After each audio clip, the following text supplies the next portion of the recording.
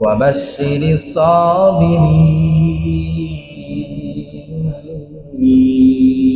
الله أكبر আল্লাহ তাআলা কোরআনুল কারীমের মধ্যে আয়াত নাযিল করে দিয়ে জানিয়ে দিলেন, নবী মুহাম্মদ প্যারা নবী আমার, আমি আল্লাহ কখনো কখনো তোমাদেরকে পরীক্ষা করি।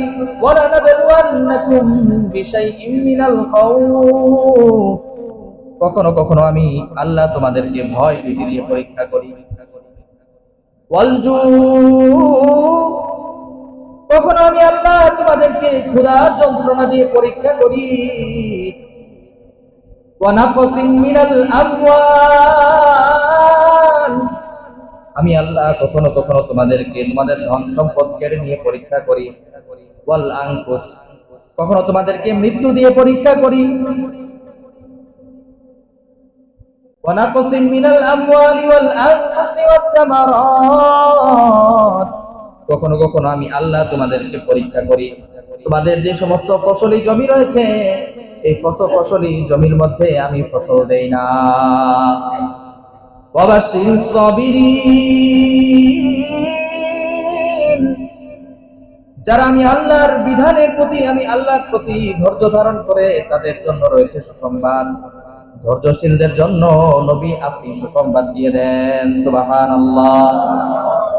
মুহাম্মদ সাল্লাল্লাহু আলাইহি সাল্লাম এবং গুটি কয়েকজন মুসলমান, তারা কাফের মুশরিকদের এই ধরনের চক্রান্ত, এই ধরনের খুব শত্রুতামি, এগুলা সহ্য করার পরে তাদের কি ফায়দা হবে আল্লাহ তাআলা জানিয়ে দিলেন যে ওয়াবাশশিরিস সাবিরিন, যারা ধৈর্যশীল, ধৈর্যশীলদেরকে আপনি সুসংবাদ শুনিয়ে দেন যে ইসলামের বিজয়, কাফের মুশরিকরা যতই চক্রান্ত করুক না কেন, ইসলামের বিজয় অতি সন্নিকটে।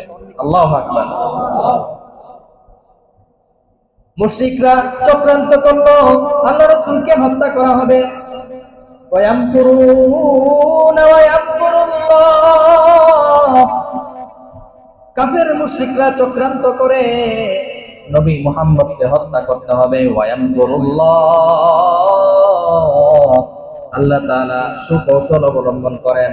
ওয়াল্লাহু খায়রুল মাকিরিন। আল্লাহু আকবার। মানুষ চক্রান্ত করে, আল্লাহ তাআলা কৌশল অবলম্বন করেন। আল্লাহ তাআলার কৌশলের কাছে মানুষের চক্রান্ত কিছুই না।